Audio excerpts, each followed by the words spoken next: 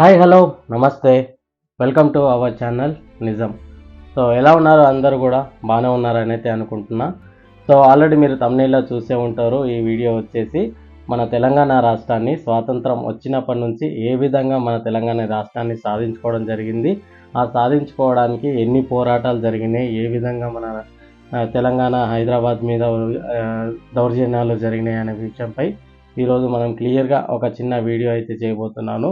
So దానికంటే ముందుగా first మన ఛానల్ని ఎవరైతే ఫస్ట్ టైం చూస్తున్నట్లయితే దయచేసి సబ్స్క్రైబ్ చేసుకోండి. ఎందుకంటే మీరు సబ్స్క్రైబ్ చేసుకుని ఉంటే నాకు కూడా కొంచెం ఇంకా ఎక్కువ సర్వే చేసి ఇంకా ఎక్కువ వీడియోలు చేయడానికి ఒక ఎనర్జీ సపోర్ట్ లాగా ఉంటుందన్నమాట.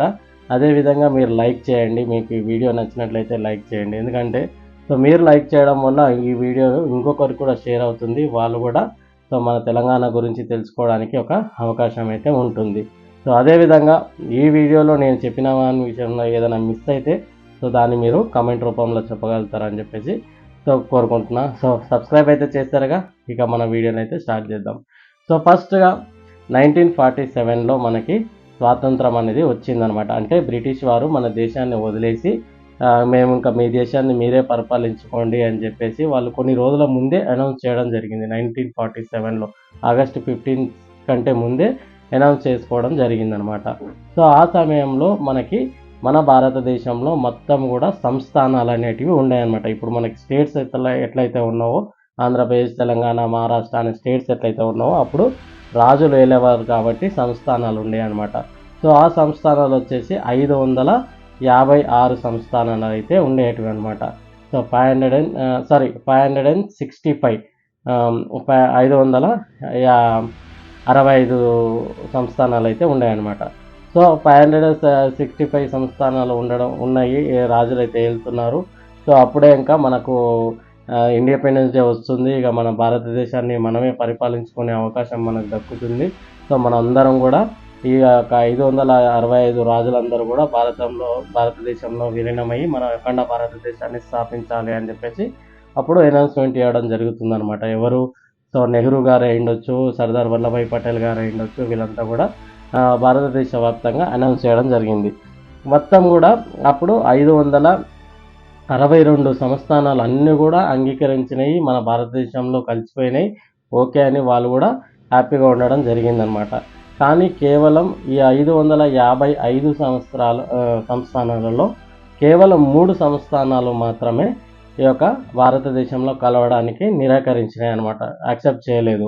సో అందులో ఏవేవంటే ఒకటి కాశ్మీరు, ఒకటి గుజరాత్ అని చెప్పేసి ఒకటి, ఇంకోటి వచ్చేసి మన హైదరాబాద్ అనమాట. సో మన హైదరాబాద్ ప్రపంచంలోనే అత్యధిక ధనిక స్టేట్గా అప్పుడైతే ఉన్నదనమాట. అంటే అప్పుడు మన హైదరాబాద్ని పాలించిన నిజాం రాజు ఉస్మాన్ అలీ ఖాన్.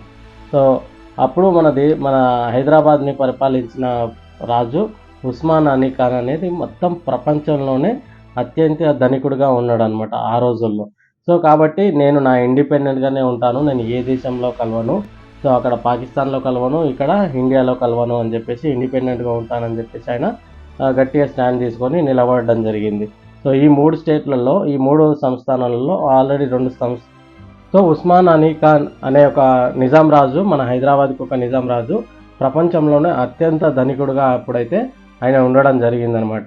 సో కాబట్టి నేను ఇండిపెండెంట్గా ఉంటాను, నేను అక్కడ పాకిస్తాన్లో కలవను, ఇక్కడ ఇండియాలో కలవను అని చెప్పేసి ఆయన ముందుగా కూర్చోవడం జరిగింది. సో మిగతా 2 స్టేట్లు అయితే మన భారతదేశంలో కాశ్మీర్తో పాటుగా ఇంకొక సంస్థానం అయితే ఇండియాలో కలిసిపోయినాయి. కేవలం ఇప్పుడు హైదరాబాద్ మాత్రమే నిరాకరిస్తుందన్నమాట భారతదేశంలో కలవడానికి. సో ఆ సమయంలో మొత్తం హైదరాబాద్లో యాక్చువల్గా మొత్తం కూడా హిందూ వాళ్ళే ఎక్కువ ఉండేది. కాకపోతే హిందూ వాళ్ళు ఏంటంటే పనులు చేసుకుంటూనే ఉండేవాళ్ళు అనమాట. కాబట్టి ముస్లిం వాళ్ళు ఆ సమయంలో గవర్నమెంట్ ఎంప్లాయీస్గా, గవర్నమెంట్ పనులుగా చాలా చేస్తూ ఉన్నారు. కాబట్టి వాళ్ళకి ఒక పట్టు అనేది ఉండడం జరిగిందనమాట. సో అప్పుడు మన హైదరాబాద్లో నిజాం రాజు అయిన ఉస్మాన్ అలీ ఖాన్ ఏం చేసేవాడు, ఒక ప్రైవేట్ సైన్యాన్ని స్థాపించుకున్నాడు. ఇండియాకు మనకి ఎట్లయితే మిలిటరీ సైన్యం ఎట్లయితే ఉందో ఆయన ప్రైవేట్గా ఒక సైన్యాన్ని స్థాపించుకున్నాడు అనమాట. ఆ సైన్యం పేరే రజాకార్లు అని చెప్పేసి అంటారు. సో మొత్తం విధ్వంసం సృష్టించింది మొత్తం ఈ రజాకార్లే. సో ఈ రజాకార్లకి ఒక హెడ్గా కాసిం రజ్వీ అని చెప్పేసి ఒక ముస్లిం వ్యక్తిని, ఆయన వేరే యూనివర్సిటీలో చదువుకున్న వ్యక్తిని ఒక ఈయనను హెడ్గా నియమించడం జరిగిందనమాట. సో ఈయన మొత్తం కూడా మతోన్మాది, అంటే ప్రతి ఒక్కరు మన దగ్గర ముస్లింలే ఉండాలి, ఇంకా వేరే మతం వాళ్ళు ఉండకూడదు అనే ఆలోచన కలవాడు కాసిం రజ్వీ. సో అట్లనే ఇంకా ఆయన అప్పుడు మొత్తం హైదరాబాద్ మొత్తంలో ఆయన మొత్తం చేయని విధ్వంసం ఏది లేదు.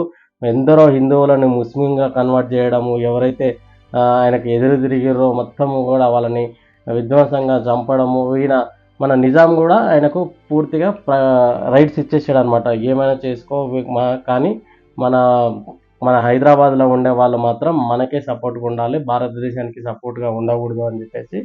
సో ఈయన ఫుల్ పవర్స్ అయితే కాసిం రజ్వీకి ఇవ్వడం జరిగింది. సో ఆయన ఇంకా విచ్చలవిడిగా ఇంకా ఆయన ఒక సంస్థ, ఆయన ఒక ప్రైవేట్ సైన్యాన్ని స్థాపించుకున్నాడు. దాదాపుగా 2 లక్షల మంది సైన్యాన్ని ఆయన స్థాపించుకొని మొత్తం మన తెలంగాణ మొత్తాన్ని ఆక్రమించుకొని ఆయన, సో ఇట్లా ఎవ్వరు దొరికితే వారు, ఏ విధంగా ఎవరు ఏమైనా ఎదురు తిరిగితే వాళ్ళని అతి కిరాతంగా చంపడం చేయడము అట్లాంటివి అయితే చేయడం జరిగిందనమాట.